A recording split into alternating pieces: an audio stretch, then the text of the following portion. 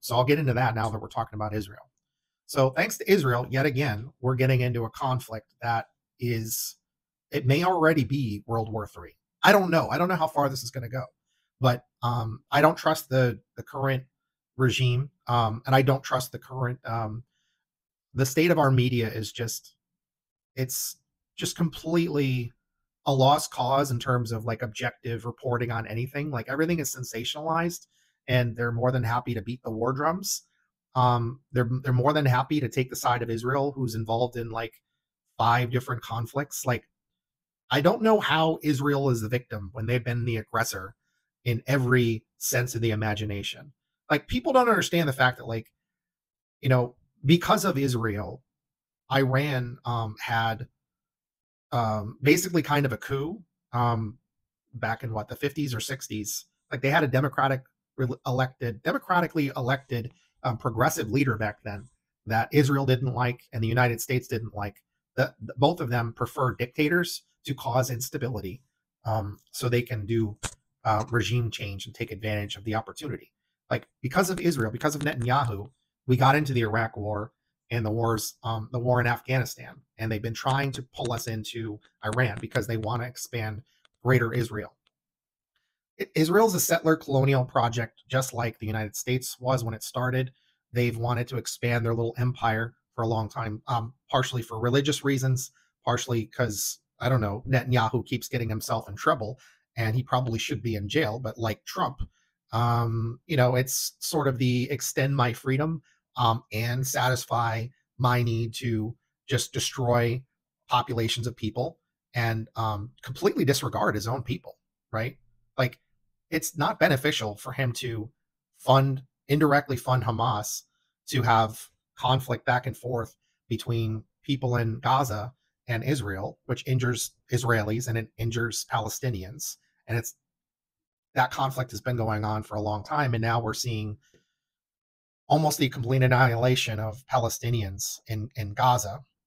They've attacked, like they hit tents with missiles.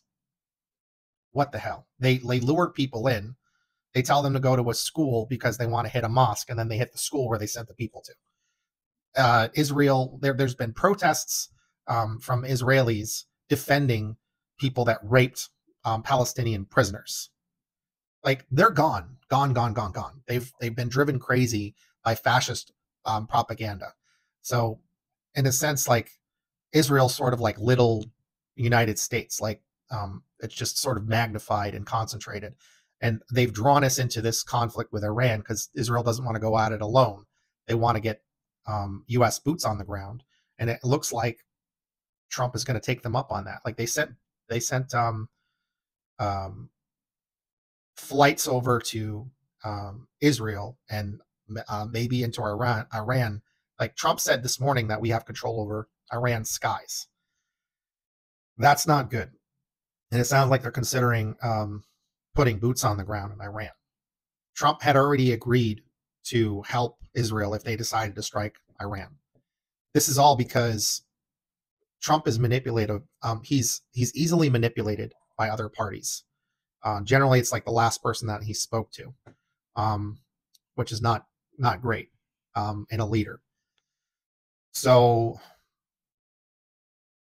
like the short version is when Trump tore up the agreement, the nuclear deal agreement that Obama did with Iran, which was working and largely keeping peace, which Netanyahu doesn't like, had criticized a bunch of times because he doesn't want there to be stabilization there. They don't want Iran to be a stable place that wasn't pursuing a nuke. And the right has been lying about the idea that Iran has been pursuing a nuke. Trump disregarded, Tulsi Gabbard's assessment when they investigated it again earlier in this second presidency, that there's no signs that Iran is pursuing nukes. And now we have like strikes going back and forth with Iran and Israel. We're seeing like hypersonic weapons being used in Israel, which those are devastating. We see some old weapon systems being used and new weapon systems being used. And as they use up all their old weapon systems, things are going to escalate from there, I think. So that's really scary. Um, I'm worried about us getting drawn into this, and it seems like we already are. And like this is also unconstitutional. Like Congress is the one that has the power to declare war. Like the president can get us temporarily involved in an emergency, but that's not what this is. Israel was the one that struck first in Iran, completely unprovoked. And again, like I don't really have any love for Iranians' leadership. I don't have any love for them with their social policies. They're pretty rough on they're pretty awful to their people. But I don't believe Iranians deserve to get destroyed. The citizens don't deserve to get destroyed. They're not the problem.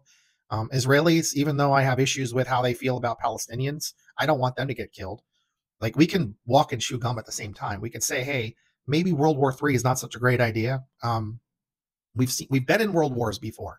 We know how much human lives were lost, how much resources were involved, and what that does to countries and what it does to destabilize the world. Nobody should want that. So yeah, there's a lot to digest there. And then